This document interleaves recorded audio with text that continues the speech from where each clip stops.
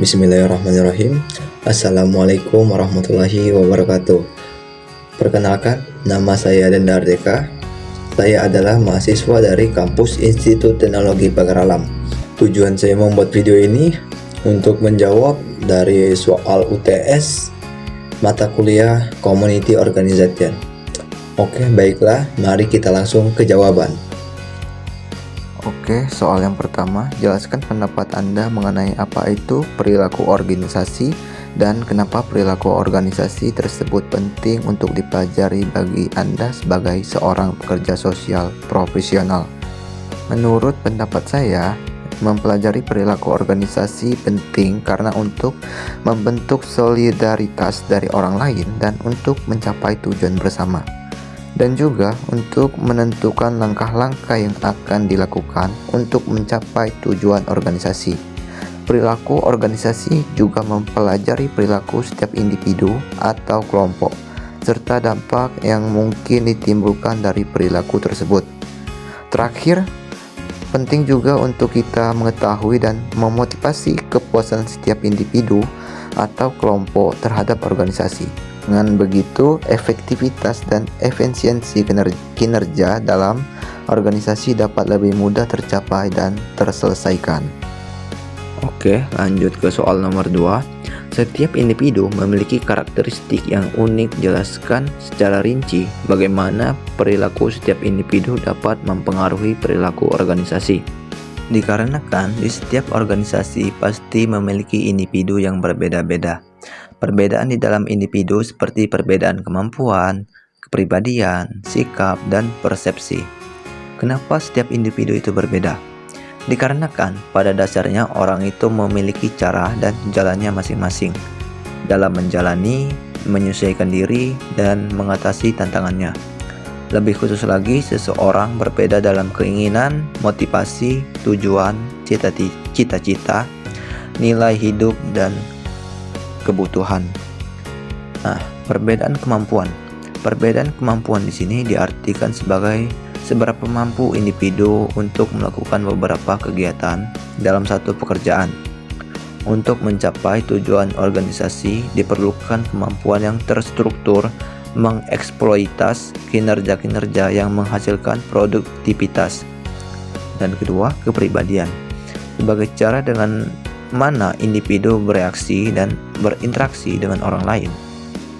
Bentuk-bentuk kepribadian pada akhirnya mempengaruhi perilaku organisasi.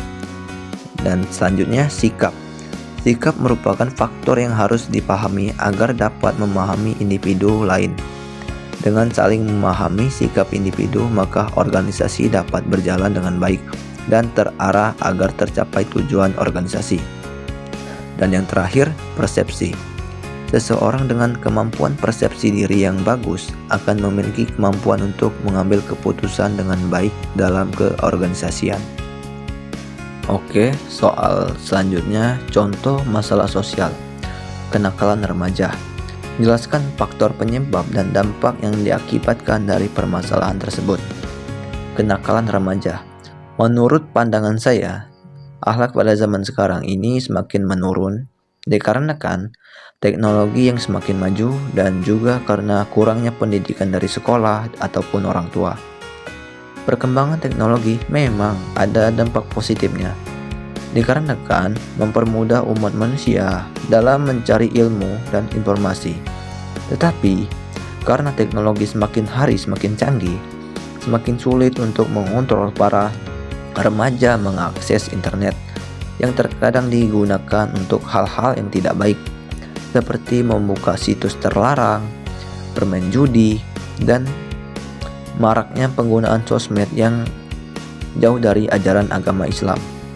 Itu juga disebabkan karena kurangnya perhatian dari orang tua, sebab perhatian orang tua itu berperan sangat penting untuk membentuk akhlak dan budi pekerti yang luhur. Dan faktor penyebab terjadinya kenakalan remaja. Kemajuan teknologi yang salah untuk dipergunakan, memudarnya kualitas iman, tidak patuh terhadap orang tua atau guru, pengaruh lingkungan, tidak memikirkan apa yang terjadi ke depannya, dan tidak disiplin. Dan dampak-dampak yang diterima remaja yang nakal antara lain dikucilkan oleh masyarakat, pergaulan bebas, narkoba, dan juga meningkatnya angka kejahatan yang dilakukan oleh remaja. Dan dampak kenakalan remaja yang dirasakan oleh masyarakat seperti ketidakamanan, ketegangan, dan gangguan sosial di lingkungan sekitar. Oke, soal yang terakhir, salah satu tujuan dari komunikasi adalah untuk membuat terjadinya perubahan perilaku, behavior change. Berikan contoh komunikasi yang dilakukan seorang atau lembaga yang dapat mengubah perilaku audiensnya. Berikut adalah beberapa contoh komunikasi yang dilakukan oleh seorang atau lembaga yang dapat mengubah perilaku audiens. Kampanye keselamatan jalan raya. Seorang aktivis keselamatan jalan raya dapat melakukan kampanye untuk mengubah perilaku pengemudi agar lebih patuh terhadap aturan lalu lintas. Mereka dapat menggunakan media sosial, iklan, atau acara publik untuk menyampaikan pesan tentang pentingnya mengemudi dengan aman, mematuhi batas kecepatan, menggunakan sabuk pengaman, dan tidak mengemudi dalam keadaan mabuk. Dengan menyediakan informasi yang relevan dan mengunggah emosi, kampanye ini bertujuan untuk mengubah perilaku audiensnya agar lebih bertanggung jawab dan mematuhi aturan lalu lintas. Dan program pengurangan penggunaan plastik sekali pakai. Seorang aktivis lingkungan atau lembaga yang peduli dengan masalah sampah plastik dapat melakukan program untuk mengubah perilaku masyarakat dalam hal penggunaan plastik sekali pakai. Mereka dapat menyampaikan pesan tentang dampak negatif plastik terhadap lingkungan dan mengajak audiens untuk menggunakan alternatif yang ramah lingkungan, seperti membawa tas belanja sendiri atau menggunakan botol minum yang dapat diisi ulang. Dengan memberikan informasi yang jelas dan menginspirasi tindakan nyata, program ini bertujuan untuk mengubah perilaku audiens agar lebih sadar dan mengurangi penggunaan plastik sekali pakai. Dalam semua contoh di atas, komunikasi yang efektif dan menyentuh emosi audiens berperan penting dalam mengubah perilaku. Pesan yang disampaikan harus relevan, mudah dipahami, dan memberikan insentif bagi audiens untuk mengadopsi perilaku yang diinginkan. Ya, mungkin cuma itu yang bisa saya sampaikan dalam pembahasan kali ini. Itu adalah kesimpulan dari materi-materi yang saya pelajari selama 9 kali pertemuan. Kalau ada kesalahan dari cara penyampaian saya memohon maaf, dan saya mengucapkan terima kasih kepada Ibu Ita Haryani, SOS MAP, dan saya mengucapkan terima kasih kepada Bapak Merianto, SOS MSOS.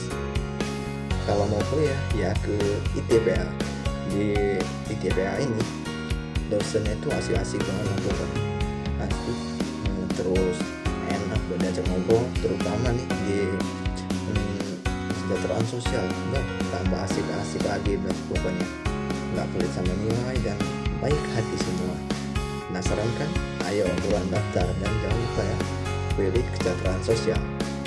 Dan jangan lupa like, komen, dan share ya di channel YouTube ITPA. Oke, cukup sekian dari saya. Wassalamualaikum warahmatullahi wabarakatuh.